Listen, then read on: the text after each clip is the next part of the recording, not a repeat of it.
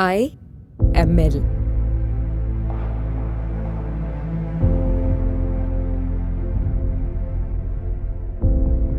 God refuses to give up on me, and that is the most honorable feature of my life. No, it does not mean He always grants me what I want. Don't get me wrong. God grants me just what I need in His eyes. Whether I like it or not, whether I'm familiar with it or not, whether it means the place has daggers for me, whether it makes me stand against the crowd. He does exactly what He wants.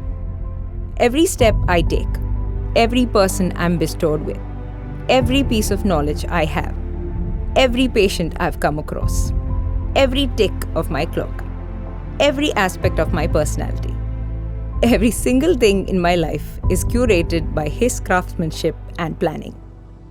And I think He loves me because I don't fight it. I never question His decisions. If I can receive His blessings without a doubt, aren't I supposed to take the unpleasantries in the same way too? Some things are beyond my understanding. And even then, I only ask what He expects of me. Even amongst the most difficult of times, I trust Him. And I fight to show patience. I wait to see how the pieces of the puzzle fall into place. And years later, as I look back, He has always managed to make a better person out of me. And that realization takes the credit for the glow in me. And while I wait till it all makes sense, I don't complain. I don't point fingers to shove the blame.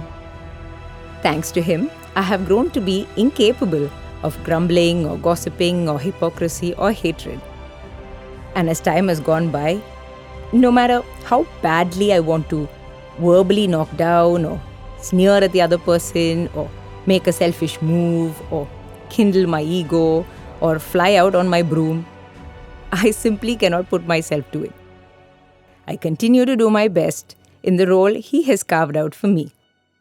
Appreciating others, respecting others, not taking anyone for granted, remain unbiased and forgive.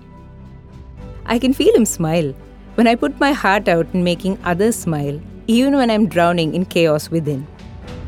I can feel His pride when I stick to His plan, although it clearly isn't digestible to the rest of the world. He loves it as I walk down His road, cutting right across the criticizing stairs with confidence. I've had numerous opportunities in life to be a spoiled NRI brat, but He has never allowed it. As I wander off trail, I can literally feel His arms grab me by the back, lift me, and place me right back on the track that He had drawn out for me. And as a result, on His canvas, I can see my genetic, loud, naughty colors going ombre with the best mature shades of His palette. Oh, the bliss that my own portrait gives me is awesome. And this is the very reason why I stand out in a crowd without any expensive labels or brands. I am not the artist or stylist of my life. It's Him. Whether it's Meryl Stanley or Meryl Vivian, I never go with the flow. I either stay ahead or beside or even behind, and He steers me according to where He wants me to be. That's His driving. He hates it, even when I merely think of following a crowd trend. For the Lord, there's just one trend that's in: working hard, staying humble, sincere, and simple.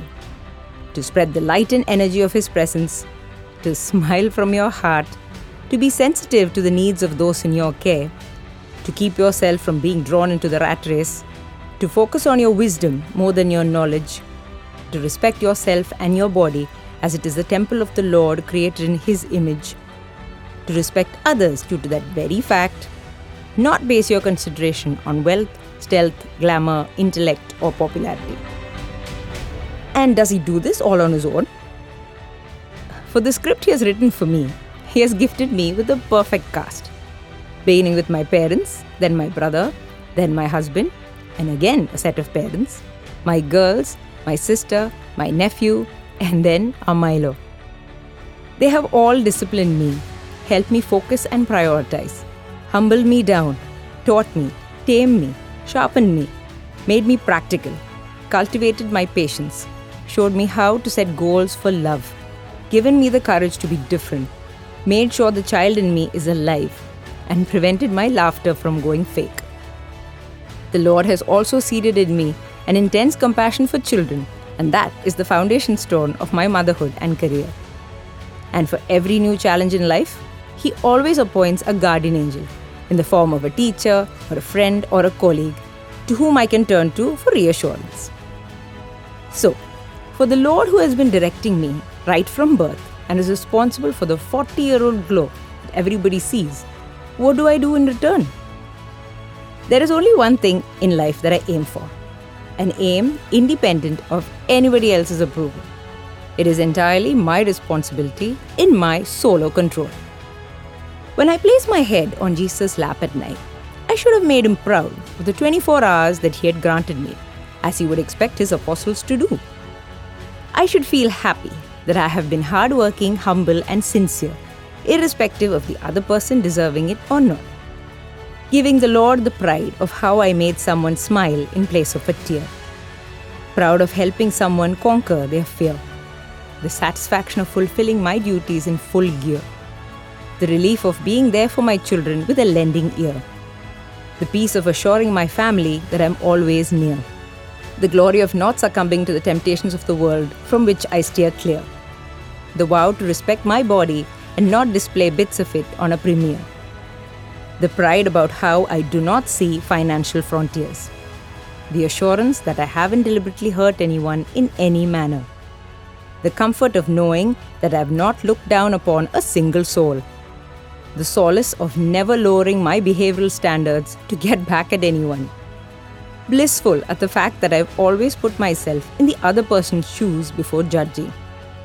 Alleviated that I ally with only what's right no matter who is on the other side. Honored that I always opt for peace.